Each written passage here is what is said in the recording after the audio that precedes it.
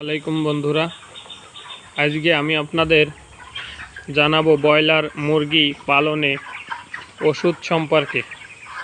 আসলে ব্রয়লার মুরগি পালনে সেরকম একটা ওষুধ লাগে না, আবার অনেক ওষুধ লাগে। আপনি যদি মুরগিরে অনিয়ন্ত্রিত ওষুধ খান, মানে নিয়ম ছাড়া ওষুধ খান, তাহলে আপনার মুরগির প্রচুর পরিমাণে ওষুধ লাগবে।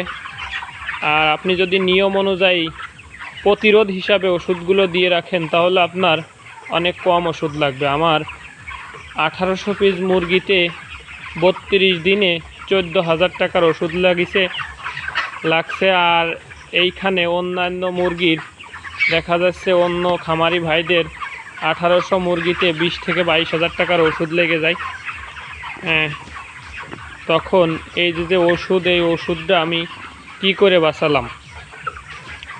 ওষুধটা আমি মুরগির ছোট বাচ্চা থেকে নিয়মিত যে ডোজটা আছে, আমি এই ডোজটা সঠিক সময়ে সঠিকভাবে দিয়ে থাকি। এবং মুরগির যে ভ্যাকসিন আছে, আমি গাম্বুরা ভ্যাকসিনটা দেই না, এবং রানীক্ষেত ভ্যাকসিনটা দিই, দুইটা ভ্যাকসিনই দেই। এই মিলায়ে মুরগির সঠিক যে প্রতিরোধ, মেন সমস্যা আপনার মুরগির ওষুধ কম লাগবে যদি আপনি বাচ্চার ব্রুডিং ঠিকমতো করেন। এখন সুরক্ষিত ব্রুডিং হলে আপনার মুরগি দ্বিগুণ বলে বাড়বে।